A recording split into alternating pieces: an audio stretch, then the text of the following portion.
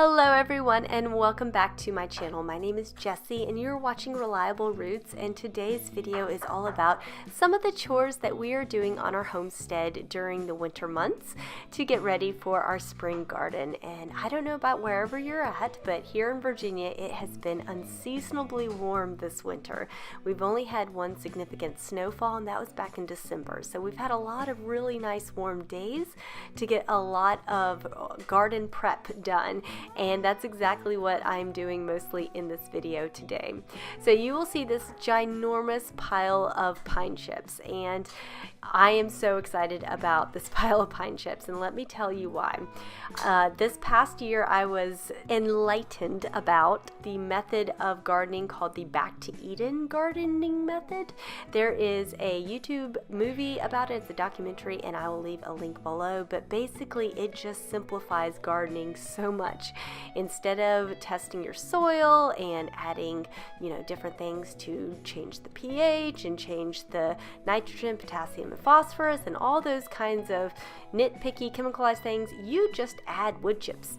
You just keep piling on wood chips year after year, and as they decompose, you don't even have to worry about compost. You just keep adding wood chips, and as they decompose, they just add to your soil, and they just keep making the soil better and better. And of course, the soil is the most important thing on a farm or on a homestead, and that is just what I'm doing right now. I got this massive pile of wood chips from some arborists that I lucked out. They were doing some they were cutting down trees in my neighborhood. And I just ran up to them one day and I asked if I could just have their entire truckload full of wood chips.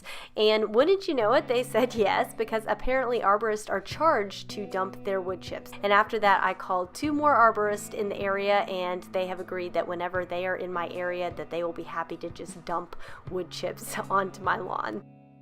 So the next of our homesteading chores to do in the wintertime is mate the rabbits. This past fall we got rabbits for the first time, and we thought we were getting 2 males and 2 females, but we ended up with 3 males and 1 female.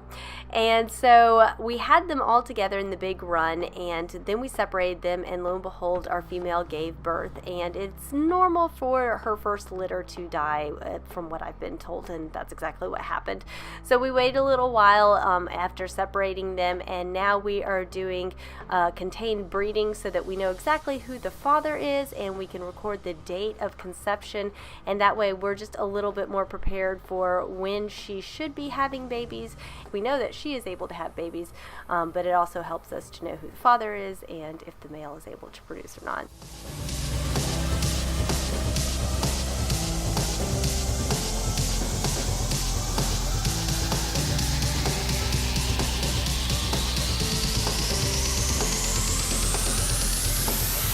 So the next thing that I am trying my hand out at is tree pruning. Now, I picked up these really expensive titanium fiskars, I think is how you pronounce them. Anyway, I normally don't spend more than $15 on what do you call them, hand trimmers, clippers, pruners, whatever you call them, because I have a tendency to leave them outside and they kind of just get lost. And so I plan on spray painting these like a really bright neon color so that doesn't happen.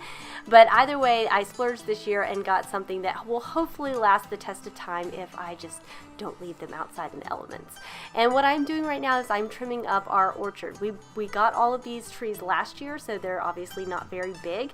And again, I'm going to the Back to Eden gardening method with tree trimming, with the exception of this dogwood, in which I'm about to show you that I just kind of attacked this thing because it's really very old, and last year I attacked it and I really liked how it turned out by taking off the top of it and trying to make it more low growing. On the Back to Eden gardening method is that he tries to get all of his trees to be within his arm distance, so that, like, especially the apple trees and stuff, he can just reach right up there and get any kind of fruit right off the tree. And of course I am kind of short, so I am getting up there and trying my best to prune the top of this dogwood, but I'm going to end up needing to take a bigger knife than my little hand clippers for that one branch that just wants to go straight up in the air. So we have a number of dogwoods on our property, and I did this with several of them last year, and I thought I might have killed them because I cut off the top of them so much, but lo and behold, they made a really great comeback, and they actually look a lot better this year.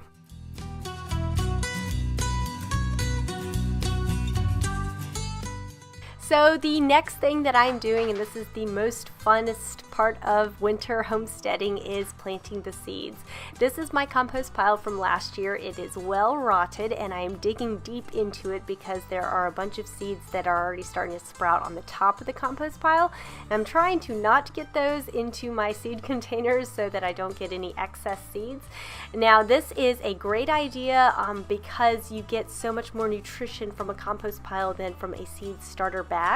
However, it does have the cons of that you will be bringing in your outside bugs along with your dirt, and any seeds that are already sprouting or might already be in the compost are coming in as well. But that was a chance I was willing to take because the nutrition level in my homegrown compost is so much better than anything that comes out of a bag.